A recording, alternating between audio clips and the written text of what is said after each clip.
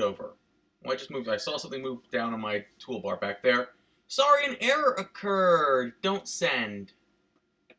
So, that might happen, so let's just do this again. Like I said, it's not a matter of if, it's a matter of when. An Adobe program will decide it feels like dying on you.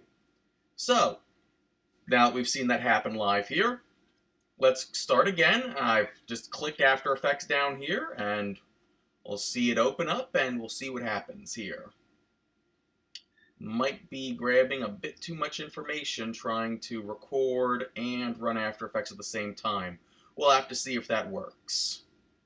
I also notice my Creative Cloud has a little update it wants, so maybe I should take a look at the Adobe Creative Cloud notification thingy first.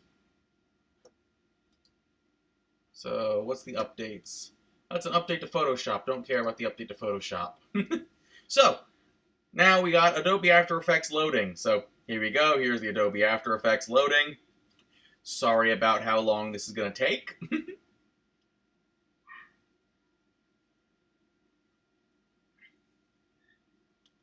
Cleaning up, shape converter, blah, blah, blah, blah, blah, all that sort of fun stuff. Motion sketch, scripting. Yay, fun, happy, joy time. Cleaning up, all sort of fun things. Initializing user interface. Here we go. This is Adobe. What is this page that it's trying to tell me? Pan behind tool. Well, that's a tool it's trying to show me. No, there we go. So anyway, here is what you'll see when you see Adobe After Effects. Now, we could go to File, New, but let's just go and click the New Composition button right here in the center. Okay, because we'll start this off by showcasing how things should be looking when they're new. So, here's the new thing. First and foremost, like always, it'll give you like Comp 1, Comp 2, Comp 3, Comp 4. Please remember to rename your comps. So this is ANI201. I've remembered the name of this class now. And this is the Spurta assignment, right? So there we go. I'll just name this, and I'll put my name in it or whatever, So fine, I'll put D. Monticchio Spurta. There we go. And here's the presets that it has with it. Like its first preset is an HD television, which I don't feel like downloading an HD television file size for a simple thing like this. So tell you what, I'll just go to NTSC-DV here. Get it to 720 480p here. That'll be, actually it's interlaced. I don't think it's progressive scan. I think it's interlaced. Frame rate we'll keep at almost 30 frames a second with dropped frames. Now, here's the thing down here, this time code. What does this time code stuff mean? It means we're starting on 0. And then what does this mean? So the first guy right here is hour. The second one after the semicolon is minutes. This one is seconds. This one is, the frames. And after 30 frames, you get 1 second. Technically 29.97 frames. So there will be dropped frames, but, So right now it's saying I have a 30-second composition. I'm honestly not going to need 30 seconds to showcase this. I'll just do 15. So now I have it saying it's 15 seconds. And I can do a background color. Right now the background color is set to black. I'll just make it white just to actually make it more easily seeable. And I'll hit OK. And now once I hit OK, once again, first things first, what do you always do with an Adobe product? Because you literally saw it crash right there. Save. And it's going to save, because right now it's still currently Untitled Project. Even though the composition is called, ANI201. That. Okay, here we go. So now we go ANI201, D. Monticchio, Spurta.aep. And yes, I will need the .aep files. Okay? Save. There we go. Now the entire thing is saved. So, this is very similar looking to the layout in Photoshop. Now, we've got some tools up the top.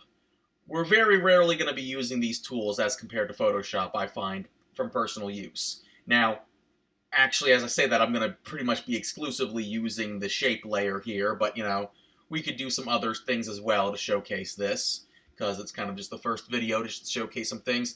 Over on the left-hand side, right over here, these are all your files that are going into your project. You can have multiple compositions, multiple files, multiple sounds, folders. Everything you have that goes into your project is right here on the left-hand side. And right now there's a grand total of one thing. It's a composition. Over on the right-hand side are some plugins and some different things you can change about stuff. You know, characters, libraries, paragraphs, the tracker, which is generally the one thing that I always screw up and makes a fool out of me. There will always be something. There's always something every single semester that I will goof up, and I'll spend a couple of minutes going, wait, why did that happen? And it always makes a liar out of me. It's usually the tracker. So if I ever showcase this off, chances are this guy right here is going to be the thing that screws me up. And down at the bottom we have our timeline. Okay, and this is what makes Photoshop different from After Effects. After Effects has layers, but those layers also have time. You see, as I scrub this head across, I'm now at 10 seconds, or actually if I look right here, I'm actually at 10 seconds and 1 frame. You know, if I move it slightly over a little bit more, and now I'm at 10 seconds even. I could also just, you know, click and change where it is. I can also zoom in by squeezing these guys down here. So now I'm looking at, instead of looking at the entire thing, I'm looking at 4 frame, 5 frame, 6 frame, 7 frame, 8 frame. Stretch it out. It's over there. Stretch it back out. Now I'm over here. I'm back to seeing the full thing. That sort of stuff. So this is good where you get minute detail of manipulating things through time. We're not just manipulating through space, we're now manipulating through time. So let me just make a shape layer. I'll just grab a rectangle because, you know, right now up top I got fill and stroke, so right now it's going to be a red rectangle with a white stroke. Fine, I'll make a rectangle and I'll make it right there. And that's, right there, you'll see that's my shape layer. Now, of course, if I try to make another shape layer, there's another rectangle. So here's the thing. The more shapes you make, you'll notice it's still on one layer, even though there's rectangle 1, rectangle 2, rectangle 3. Okay? Undo, undo. There we go. I'm back to one rectangle.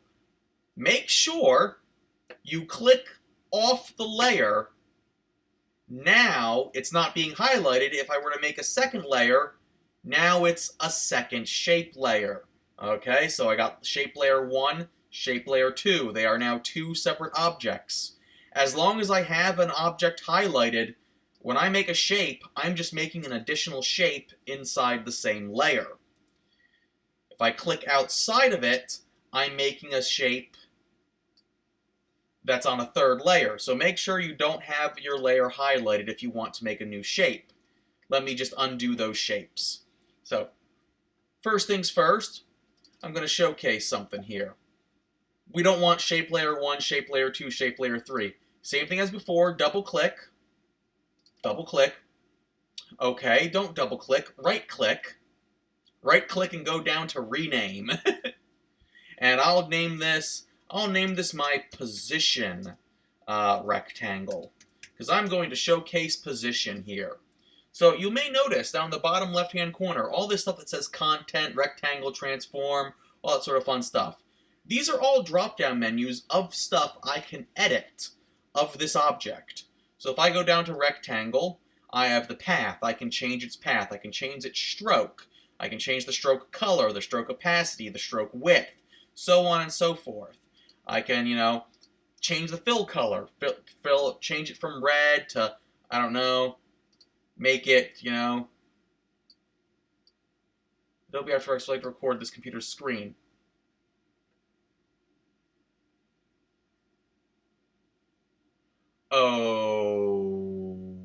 Okay.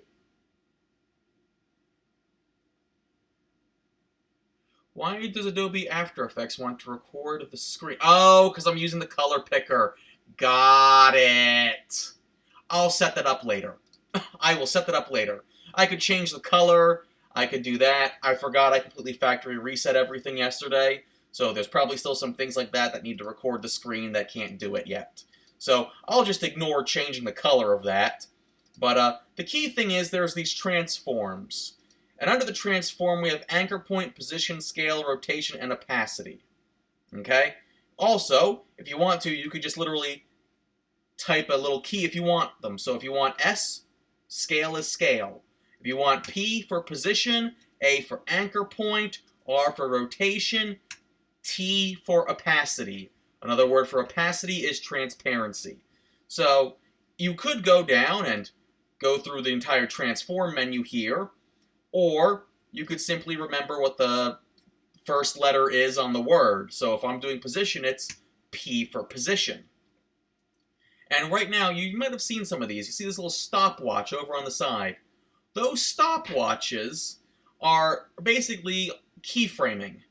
We need a minimum of 2 keyframes to make an animation. One to start and one to end. So if I just click this stopwatch, now there's this little diamond right there on the timeline. And if I move my timeline over, let's just say I'll move it over to 15 seconds here, and then I just use my selection tool and move this guy over some, now there's a second keyframe there. And as I scroll the timeline across those 15 seconds, you'll see that this is a moving object from one point to a second point. And wherever you put it, so let's say I have it at like around 7 seconds, and I move it down here, now you'll see my path, this line that's making this path, and now it'll keep moving. And I have little handlers, so I can make this, handle get a little bit more like this if I want, or make it go a little bit like this if I want. It's however it is I want to see fit. I can stretch out the path just by simply clicking and dragging those handles on each side. So that's how this would wind up going. Now you'll also notice this guy is completely detached from this line. My red rectangle is completely detached from the line itself. Why is that? Well, that's because of what we call the anchor point. Okay? So let me move into the anchor point. The anchor point is always at 0, 0. At this point, that means that, the anchor point is the origin. That's what 0, 0 means.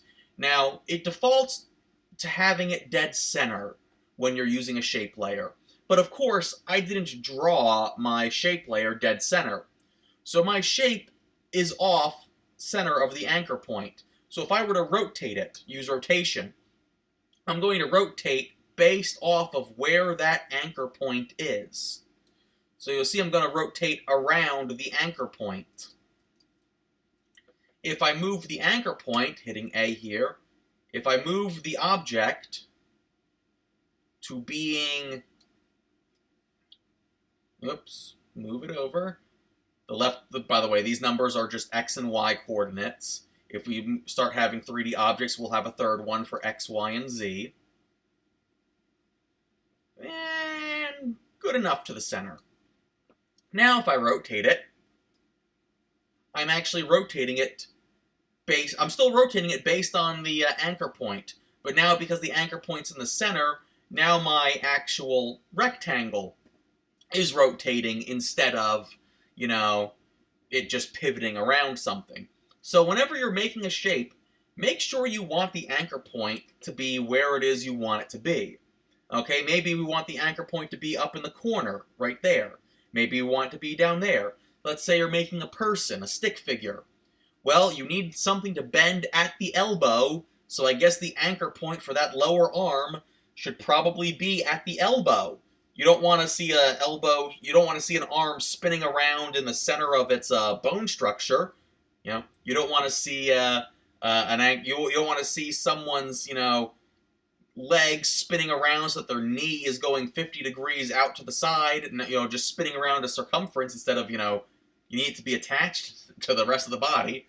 So when you're using anchor points, that's what an anchor point is. Now, obviously, one of those guys is, something we need to do, so let's just make a new layer here. And I'll make a star. And we'll do a star tool, boop, boop, boop, boop, and I will change the fill color with blue here. Why not? Make a blue star.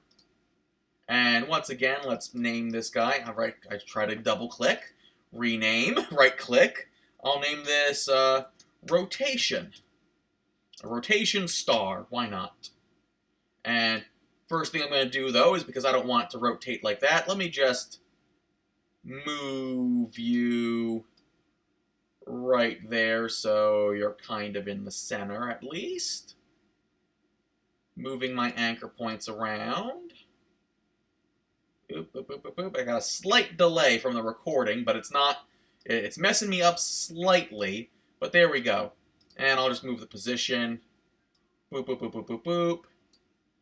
Yeah, I'll put the star down in that corner. Why not? There we go. So, now rotation, because I want to actually rotate. I want to actually see the rotation of this, so I'll hit the little stopwatch, start a keyframe. I'll move it over here. And now you'll notice down here, I've got 0x plus this. The plus this is literally angles. Okay, so I can do negative 20 degrees, negative 30. Every single time I hit 360, 1 will be added to that. So it's a number of revolutions. So if I want to do 1 per second, okay, that's, well, I got 15 seconds, so 15. Now this guy will spin 15 times over 15 seconds.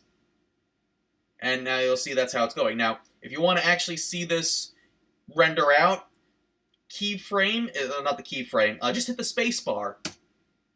And the space bar will load up, and now we're seeing in real enough time. It's not actually doing 1 frame, 1 sec. It's not doing 30 frames a second here. It's actually slightly longer than a second. But you're seeing this is how these movements would kind of work. Hit space again to pause it. Now, if it's being very slow, you can always go from full to like half render. Or, honestly, we're using shapes. We could, simple shapes here. We could literally just go down to quarter and not lose too much, definition here of what we're looking at. And you'll get it close enough to real time.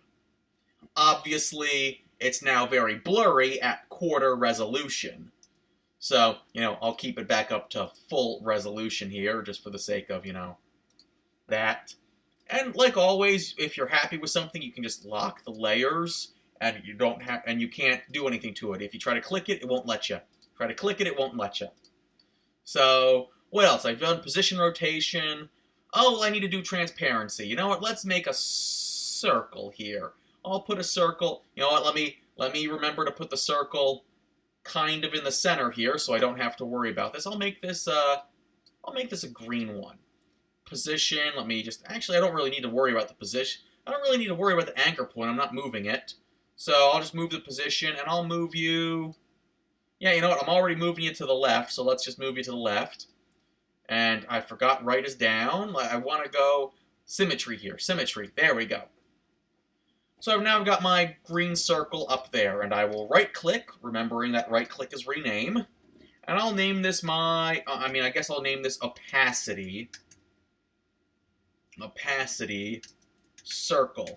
Now, why they didn't just use the word transparency, I don't know, because the actual keyframe is T for transparency to get to opacity. So once again, hit the stopwatch. Tell you what, I'll bring it down at, 5 seconds. I'll bring it down to 0. And then at another 10 seconds, I'll bring it back up to 100. And then you know what, I'll bring it back down to 0 again, just for the sake of this argument. So now when I do this, hit play, it's loading. Over the course of 5 seconds, it will fade from 100% opacity down to 0% opacity, and then it'll start bouncing its way back up from 0% opacity to 100% opacity, so on and so forth. So now we have rotation, position, transparency. Which one am I missing? Well, let me just make a new shape first, just to... Oh, sure, rounded rectangle. And you know what? I will make you cyan. Why not? We'll make you cyan. Okay, so what am I missing? I am missing scale. I'm missing scale. much like a rotation and position, scaling will scale you based on the anchor point. So if our anchor point is, let's just say, all the way to the side here, when I scale this, it'll scale in that direction of the anchor point. So if you want to scale something to a side, do that. If you want your this is one of those things where if you want something to actually scale uniformly, you probably want to have the anchor point in the middle. Close enough. So let me move you over here and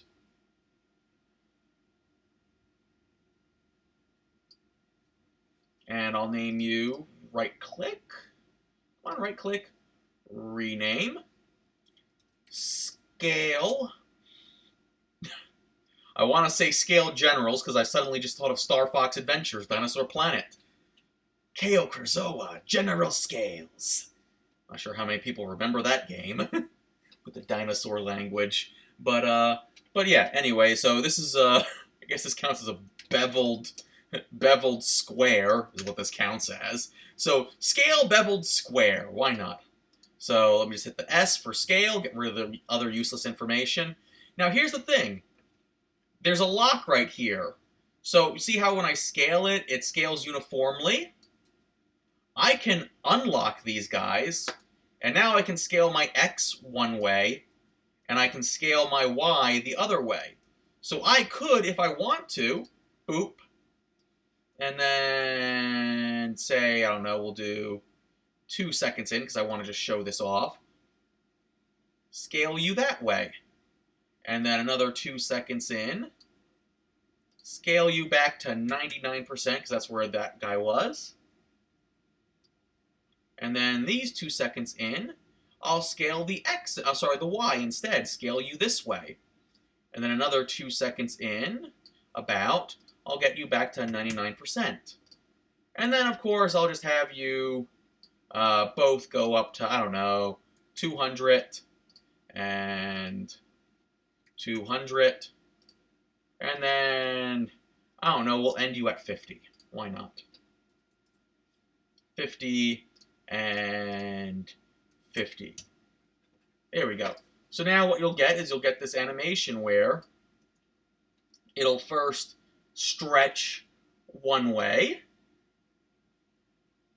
and then it'll go and shrink back down, and then it'll wind up stretching the other way, and then it'll shrink back down, and then, you know, we can go and stretch it both ways and it'll shrink back down. So, just point being, you can do that. Now, the other last thing that we needed was, we needed one to demonstrate anchor point. Well, I've been demonstrating anchor point this entire time, but just for the sake of it, let's just make ourselves another object here, and let's use a polygon tool. And what's the polygon tool set to? Oh, the polygon tool is set to a pentagon. Here we go, why not? So, tell me what, I'll make this pentagon yellow. Boop. So, let me right-click this. Not invert selection, rename. I'll name this the anchor point pentagon. Okay. And let me just A here. And once again, like everything, if we want to change where the anchor point is, pretty much everything is keyframeable. So, we'll keyframe it. And then, you know what? I kind of want to actually get this to find, you know, where it is. So let's just move the anchor point. Boop, boop, boop, boop, boop, boop, boop, boop, boop, boop, boop, boop, boop. I'll move it into the center here. Boop, boop, boop, boop, boop, boop, boop. So the thing going to the anchor point is going to essentially make it move. It's going to look almost like it's a position movement, but it's not. I'm moving the anchor point. But there we go. And that would be all 5 different things that you can do, basically, in the transforming menu at once. Now, obviously, there's other stuff we could do. Like, you saw I could change the color or whatnot, so let me just grab an ellipse here or something, and I can just say, you know, content, ellipse, I can grab the fill color.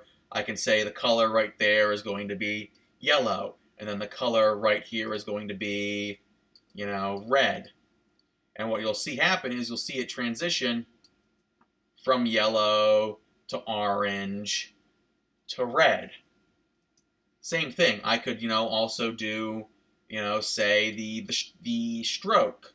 I could make the stroke width, and well, first of all, let me just make this black just so we can see it. I could make the stroke, that width right there, width of 2, and then later on make it a width of, 57, and you'll see it do that. Every single thing you can think of, you can keyframe in this program. And it's, you're just tracking the movements through time. Now, once again, same rules apply with layer, so anything that's on top of will overshadow. We saw that with this guy right here, where my position went underneath my star. So you'll see that happen. But yeah, so once you have something that looks kind of like this, or kind of however it is you want it to look, just make something that looks interesting, showcase that you have the ability to do these different things, that you have the ability to anchor, scale, opacity, rotation, and position, that you can do the entire Spurta, minus the U, because there's no U here, that you can do the entire Spurta. We're going to render this out as well, okay? We're gonna save this. Because saving the AEP file, good, that's great. Matter of fact, I'm going to save as well, just to make it on the safe side. But then we're going to also go into, where was it? Layer, no. Composition, no. Edit, no. File, no. Layer effect, animation, view, window. Okay, I need to find the render queue first, so boop, render queue. So I need to right-click this. So I add this down. Where's add to render queue? Okay, when in doubt, use the help feature. Render. There it is. Export. It's under file. Export, add to render queue. So export, add to render queue. So now I have my file right here.